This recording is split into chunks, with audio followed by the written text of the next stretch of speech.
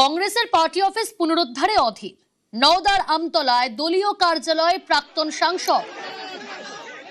Party office ফিরে পেতে অবস্থান বিক্ষোভে অধীর। তৃণমূলের বিরুদ্ধে পার্টি অফিস দখলের অভিযোগ। সেই পার্টি অফিস ফিরে পেতেই পথে অধীর চৌধুরী। ছবি দেখাচ্ছি আপনাদের।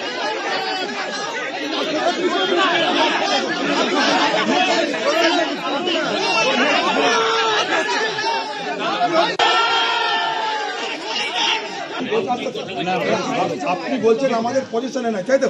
যদি আমাদের পজিশনে নাই থাকতো এই লেখাটাকে এই পজিশন ছিল। একটা জায়গাতেই আমার লিগ্যাল কোশ্চেন যে এটা কি 18 সালের পর থেকে এটা উনি আমার সঙ্গে এগ্রি করলেন আপনাদের পজিশন ছিল কি আমার প্রশ্নটা এইচপি যে কার্যালয় সেই এইচপি কার্যালয়ের যে অংশ সেটা নওদা দেওয়া করে না।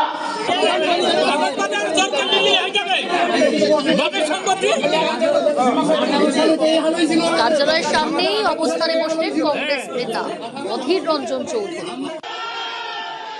কংগ্রেসের পার্টি অফিস পুনরুদ্ধারে অধীর। নওদার আমতলায় দলীয় কার্যালয় প্রাক্তন সাংসদ। পার্টি অফিস ফিরে পেতে অবস্থান বিক্ষোভে অধীর। এই পার্টি অফিস তৃণমূলের বিরুদ্ধে পার্টি অফিস দখলের অভিযোগ। পার্টি অফিস ফিরে পেতেই পথে অধীর চৌধুরী।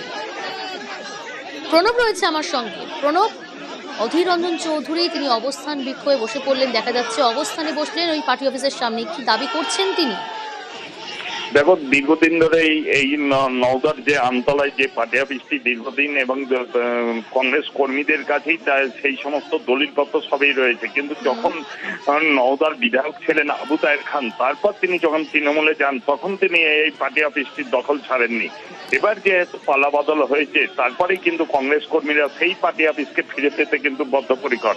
এরপরে কিন্তু আজকে অধীর চৌধুরী যান এবং কংগ্রেস কর্মীরা যান এবং সেই পার্টি অফিসে দখল নেয়ার জন্য। কিন্তু বিশাল পুলিশ বাহিনী আছে। তারপরে পুলিশের সঙ্গে ঝামেলা হয়। প্রায় ঘন্টা 4 ধরে তিনি ধর্নায় বসে পড়েন। তারপর পুলিশের সঙ্গে কথা বলার পর দিন 5 সময় দিয়েছেন। তার মধ্যে কংগ্রেস কর্মীদেরকে সেই পার্টি অফিসের দখল নেওয়ার জন্য ব্যাপারে আশ্বাস দেওয়ার পরে কিন্তু অধীর চৌধুরী ফিরে আসেন এবং যদি পুলিশ কোনো ব্যবস্থা না নেয় তাহলে আবার তিনি সেই পার্টি অফিসের দখল নিতে যাবেন বলে কিন্তু হুঙ্কারও দিয়ে আসেন পুলিশের কাছে। কতদিন ধরে অভিযোগ এই পার্টি অফিস দখল করে নেওয়া তৃণমূলের বিরুদ্ধে? কতদিন আগে দখল হয়েছে? কি দাবি করা হচ্ছে কংগ্রেসের তরফ থেকে? প্রণব, দেখো, যে সময় সরকারে আসে এক সময় নওদার বিধায়ক ছিলেন আবু তাহের খান, কংগ্রেসের বিধায়ক ছিলেন, সেই সময় কিন্তু সেই পার্টি অফিস তৈরি করা হয়েছিল। তারপর যখন তিনি তৃণমূলে আসেন তারপর থেকে কিন্তু সেই পার্টি অফিসটা তার তৃণমূলের কার্যালয় তৈরি করে নিয়েছিল। কিন্তু যে সমস্ত কাগজপত্র পার্টি অফিসের দলিল সমস্ত কিছুই কিন্তু কংগ্রেস কর্মীদের কাছে ছিল। তারপরে কিন্তু যেহেতু পালা বদল হয়েছে এবং আবু তাহেরও ঠিক মতন ভাবে আর পার্টি অফিসে ঢোকেন না, সেই কারণে কিন্তু কংগ্রেস কর্মীরা সেই পার্টি অফিস তাদেরকে ফিরিয়ে দেওয়ার দাবি জানাতে থাকে এবং অধীর চৌধুরী আজকে কিন্তু সেই পার্টি অফিসের দখল নিতে গিয়েছিলেন। তারপরে কিন্তু অধীর চৌধুরী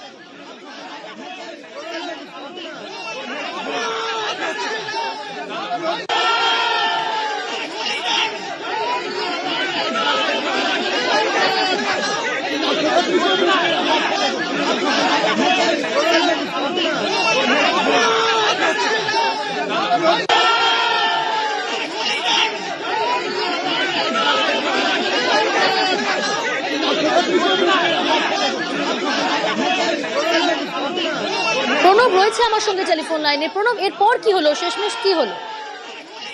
পুলিশের সঙ্গে বাকবিতণ্ড চলে। তারপরে কিন্তু পুলিশের উচ্চপদস্থ আধিকারিকরা অধীর চৌধুরীকে কাছে কয়েকদিনের সময় চান এবং সেই সময় দিতে তারপর কিন্তু দিতে রাজি হন অধীর চৌধুরী এবং আলটিমেটাম যে 5 দিনের মধ্যে ব্যবস্থা করে কংগ্রেস কর্মীদের হাতে এই পার্টি অফিস তুলে দেওয়া হোক, না হলে কিন্তু পরবর্তীকালে তিনি আবারও আসবেন এই নওদার আমতলাতে এবং এই পার্টি অফিস দখল করতে। তারপর তখন কিন্তু তিনি সেই পার্টি অফিস দখল করে থাকবেন। যদিও পুলিশের আধিকারিকরা তাকে আশ্বাস দিয়েছেন সমস্ত কিছু বিষয় আলোচনা করেই সেই পার্টি অফিস তুলে দেওয়া হবে। বেশ, তৃণমূলের এখনকার যিনি নেতা বিজেপি থেকে এনসিপি এর নাম দিয়ে আবু তাহের খান সাহেব সম্ভবত তাদের কথা তারা ফেলতে পারছেন না, তাই তারা এখানে বাধা দিচ্ছেন। আমরা যখন সব কিছু বোঝালাম তারা বুঝতে পারলো। তারা তখন বলছে যে আপনারা একটু সময় দিন আমাদেরকে, আমরা এটার ফয়সলা করছি। আমরা বললাম 3 থেকে 4 দিন সময় দেওয়া হলো, যদি না হয় আন্দোলন আবার শুরু হবে। একটা শান্তিপূর্ণভাবে আমাদের নিজেদের পার্টি অফিস দখল করার ক্ষেত্রেও সেই তৃণমূল জমানার যে ঐতিহ্য, সেই ট্র্যাডিশন আজও চলছে। অর্থাৎ ক্ষমতায় থাকলে ক্ষমতার অপব্যবহার করো, সেই স্বনামেই থাক আর বেনামেই থাক। আজকে আবু তাহের খান তৃণমূল নামে ক্ষমতায় নেই, কিন্তু এনসিপিআই নামে ক্ষমতায় আছে। তাই স্বনামে ক্ষমতা বা বেনামে ক্ষমতা যে নামেই থাক, তাদের ক্ষমতা ভোগ করার এখনো ব্যবস্থা আছে।